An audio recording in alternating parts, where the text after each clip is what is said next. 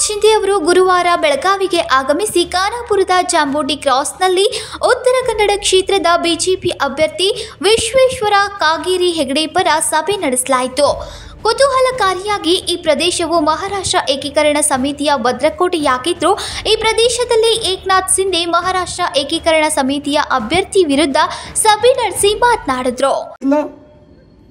आणि सत्याची खुर्ची मिळवली, तडजोड केली, बाळासाहेबांचे विचार बुडवले, धनुष्यबाण काँग्रेसच्या दावणीला बांधला, शिवसैनिकांचं खच्चीकरण होऊ लागलं, सत्तेत मुख्यमंत्री आपला, शिवसैनिक जेलमध्ये जाऊ लागले, कुणाला मोका लागला, कुणाला तडीपार होऊ लागले. कशाला पाहिजे मुख्यमंत्री पद, कशाला पाहिजे असलं सरकार, आमदारांची मुस्कटदाबी होऊ लागले. आणि मग कारस्थान रचलं गेलं. हा एकनाथ शिंदे हा मास लीडर आहे, याच्या मागे माणसं वेडी आहेत, याला संपून टाका. पण असा एकनाथ शिंदे संपू शकतो का? साधा आहे का हे? अगदी हलक्यामध्ये मला घेता का? आणि मग मी माझं काम दाखवलं. आणि जिथं अन्याय होतो त्या अन्यायाला वाचा फोडण्याचं शिकवण बाळासाहेबांनी आम्हाला दिली. आणि मी धाडस केलं. अरे तुमच्या भारतीय जनता पार्टीच्या 5 लोकांना जेलमध्ये टाकणार होते देवेंद्रजींच्या सकट. मला म्हणाले की आता हे सापडलेत, या लोकांना आता मी दाखवतो. बोलो काय करणार? बोले नाव मला त्यांनी सांगितलं, मी देवेंद्रजींचं पण सांगितलं. बोलो जरा त्यांना हात लावताना जरा विचार करा, वरती 2 लोक आहेत आपले बसलेले. तर म्हणाले आता काही नाही, आता सगळा कार्यक्रम ठरलेला आहे. आणि मग त्यांचा असा डाव होता, या लोकांना जेलमध्ये टाकणं, पार्टी मध्ये भीती दहशत निर्माण करणं आणि बीजेपीतले आमदार फोडून महाविकास आघाडी मजबूत करणं, असा डाव होता.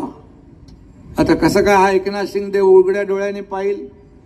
मग मी त्यांचा डाव म्हणालो, जास्त वेळ आपण अजून थांबलो तर डाव यांचा यशस्वी होऊ शकतो. आणि म्हणून मग या निधड्या छातीचा एकनाथ शिंदे निघाला. जे काय होईल ते परिणामांची पर्वा न करता मंत्री पदाला ठोकर मारून निर्णय घेतला, सरकार टांगा पलटून टाकला.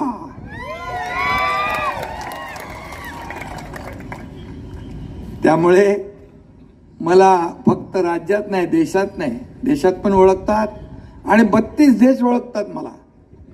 हे कोण एकनाथ शिंदे? आणि म्हणून तो पॅटर्न राबवायचा असेल तर राबवा, त्याच्यामध्ये काय मदत असेल तर मी करेन. मला अनुभव जास्ती आहे. त्यामुळे मी आपल्याला एकच सांगतो की एक सर्वसामान्य शेतकऱ्याचा मुलगा आहे. शेतकऱ्याचा मुलाने काय मुख्यमंत्री होऊ नये? हे काय करारनामा आहे? ते पोटदुखी जी आहे त्यांच्या पचनी पडत नाही. शेतकऱ्याचा मुलगा मुख्यमंत्री झालेला. मी आज मुख्यमंत्री जरी असलो तरी सुद्धा मी कालही कार्यकर्ता म्हणून काम करत होतो, आजही कार्यकर्ता म्हणून काम करतोय आणि उद्याही कार्यकर्ता म्हणून काम करणार आहे. मी तुम्हाला सांगू इच्छितो जाहीरपणे, उद्या तुमच्यातला एखादा माणूस कामाच्या जोरावर, कर्तृत्वाच्या जोरावर मोठा होऊन इथं मुख्यमंत्री म्हणून बोलू लागला तर सगळ्यात जास्त आनंदी एकनाथ शिंदेला होईल. आणि म्हणून आज तुम्ही एवढी कारस्थानं करता. ही महाविकास आघाडी ना, इंडिया अलायन्स पूर्णपणे कारस्थानी आहे. कट कारस्थान रचून या मोदीजींना विरोध करणं एकमेव अजेंडा त्यांचा आहे. पण मोदीजींचा बाल बाका नाही करू शकत. तुम्ही करू शकता का? मोदीजी त्यांच्याकडे बघत पण नाही. नुसतं असं बघितलं ना तरी सुद्धा भल्या भल्यांची काय होईल? एक कहावत आहे ना, हाथी चलता है बाजार मी नाही, तुम्ही बोला. आणि म्हणून आपला नेता आपण निवडलेला, त्यांच्याकडे नेता पण नाही. म्हणाले दरवर्षी एक एक प्रधानमंत्री करूया. अरे का महापालिका आहे का महापौर करायला? हा, ते महापौर पण 2.5 वर्षाचा असतो. असं सरकार चालतं का? असं देश चालतो? आणि म्हणून या देशाला वाचवायसाठी आपल्याला मोदींना प्रधानमंत्री करावंच लागेल. या देशातली लोकशाही वाचवण्यासाठी आपल्याला आणि अधिक समृद्ध करण्यासाठी मोदींनाच प्रधानमंत्री करावं लागेल. या देशाची पत जगात वाढवण्यासाठी मोदीजींनाच प्रधानमंत्री करावं लागेल. मी आपल्याला फक्त एक उदाहरण देतो आणि माझं भाषण संपवतो. मी जेव्हा दावोसला गेलो होतो स्वित्झर्लंड मध्ये, वर्ल्ड इकॉनॉमिक फोरम मध्ये, तिकडे गेलो. मला खूप देशाचे राष्ट्रपती, प्रधानमंत्री भेटले, मंत्री भेटले आणि आमच्या राज्यासाठी त्यांनी मोठी इन्व्हेस्टमेंट दिली. परंतु मोदीजींच्या बाबतीमध्ये त्यांनी एवढा आदरयुक्त सन्मान दाखवला की माझा देखील ऊर भरून आला. अरे आपला प्रधानमंत्री 7 समुद्रा पलीकडे पण लोकप्रियतेच्या उत्तुंग शिखरावर बसलेला आहे. जगामध्ये नंबर 1 ची लोकप्रियता लाभलेला कोण? मोदी साहेब. हे आपण भाग्यवान आहोत की आज आपल्या देशाचा प्रधानमंत्री देशात नाही जगात लोकप्रिय आहे. आणि म्हणून आपल्याला एवढंच मी सांगतो, आपल्याकडे विकास आहे, त्यांच्याकडे काय विनाश. खऱ्या अर्थाने दुसरं काही नाहीये. आणि म्हणून आज आपल्याला येत्या किती 7 तारखेला आहे ना, 7 तारखेला मतदान आहे. या दिवशी बघा सर्वांना जास्त झालं पाहिजे.